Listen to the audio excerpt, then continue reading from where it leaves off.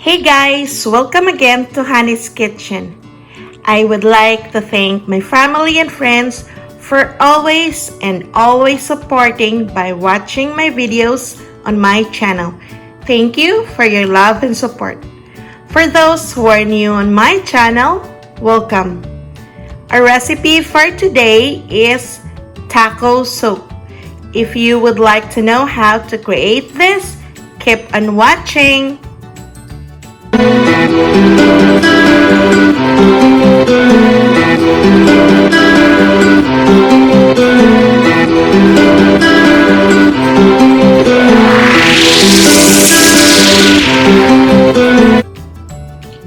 Okay, so let's get started. So first I heat my pot in a medium heat. Then I will be using an olive oil. So I am in this new diet plan right now because of the quarantine. I gained so much weight, so I decided to change my lifestyle. And I saw this keto diet. Well, I tried it before, but I'm not really serious with it. And a lot of people lost weight with the keto diet. So today, join me as I gonna make this keto recipe. I only saw this online and I wanna try it. Never.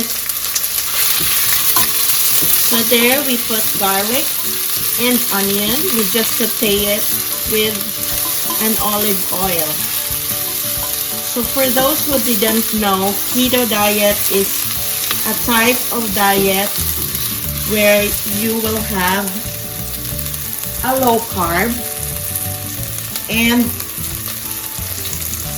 protein and high fat. So I'll just gonna use a small amount of meat because this is my first time to try it, so I'm not sure if I'm gonna like it. So I'm not making a lot. You're just gonna cook your ground meat. We'll put a little bit of beef broth.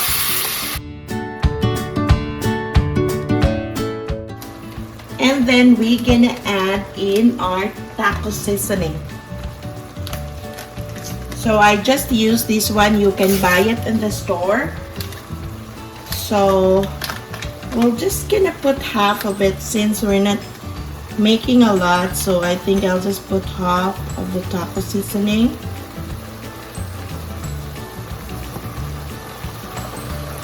And then we add more of the beef broth. And let your meat cook. And then we're gonna add here our tomatoes. So I have a cherry tomato in the fridge, so I might as well use it. So I just cut it into half, but you can also use the sliced or chopped tomatoes in the can. That if that will be easier for you, you can use that. So it depends on how much tomato would you like on your soup. And then we're gonna add salt and pepper.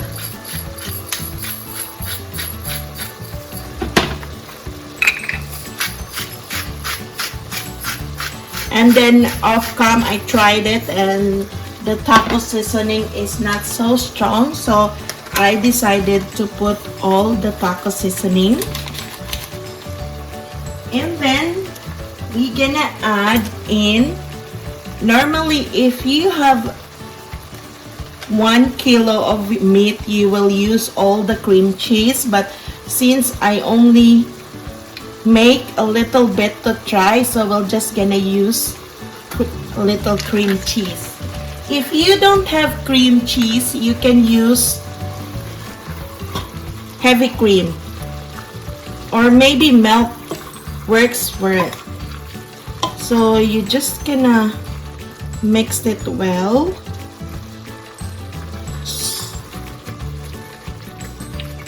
So for those who didn't know, keto diet is a diet where, as I've said earlier, you have low carb, high fat, and high protein.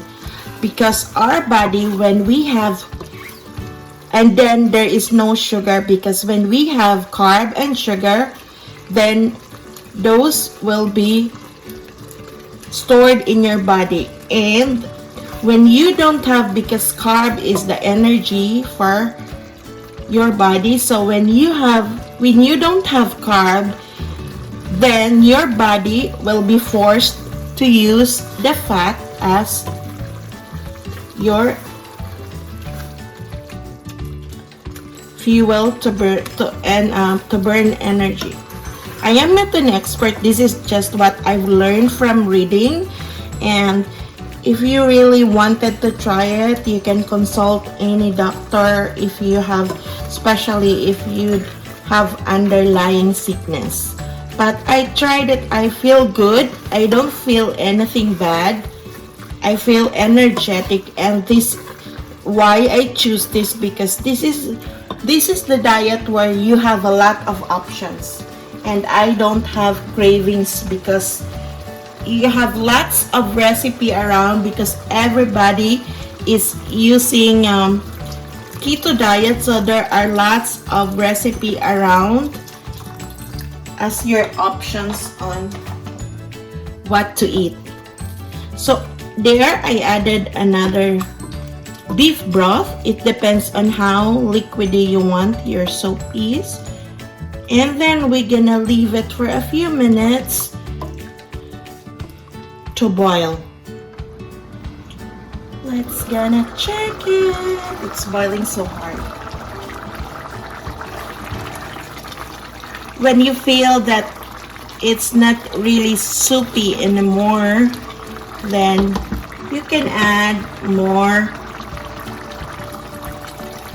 beef broth. Let it boil. And when you season your soup with the salt and pepper, be careful with it, because taco seasoning is a bit salty. And then you also have your beef broth that is also salty, so be careful in adding your salt and pepper. And now I am preparing my avocado, because we're gonna use it for toppings. Avocado is a healthy fruit, and it is a healthy fat. So normally I consume one avocado. So we're gonna prepare this for our toppings, because our soup will gonna be done soon. Even if you are not on the keto diet, you can try this. It's really, I mean, I already tasted a bit on what I'm cooking, and it tastes so good. So I guess if you love tacos, if you love the taco flavor, I guess you gonna like this. I'm just gonna leave it boiling for a little bit. Make sure that your tomatoes are cooked enough. I'm sure our meat is cooked because we've been boiling that for a longer time. But I want to have more flavor of tomatoes, and I don't have more tomatoes in the fridge, so this time I'm gonna use a crushed tomato from the can. So I'm adding a bit of crushed tomatoes, because I think I have less tomatoes out there, so I couldn't feel the flavor of tomatoes, so I'm just adding crushed tomatoes. And then let it boil again.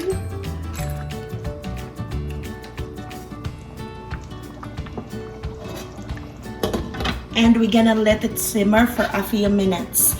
Normally guys, this recipe the original recipe that I found, they put parsley on it, but I'm not a parsley lover, so I omitted the parsley. But if you like parsley, then you can have parsley on it. Okay, so I think that is cooked. We're gonna turn off our heat and we're gonna put it in a bowl.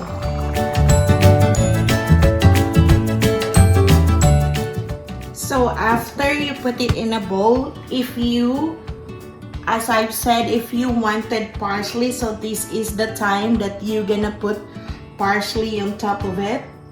And then we're gonna lay down our avocados.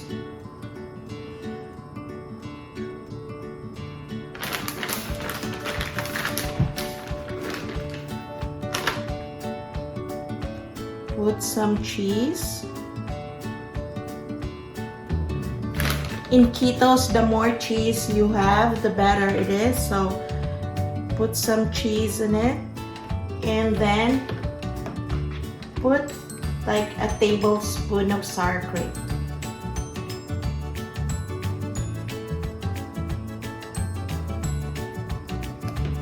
And then you can put lime on the side of it.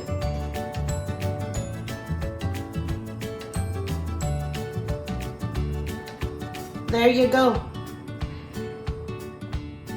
So before you eat it, so the lime that was there, you're just gonna squeeze it on top of it.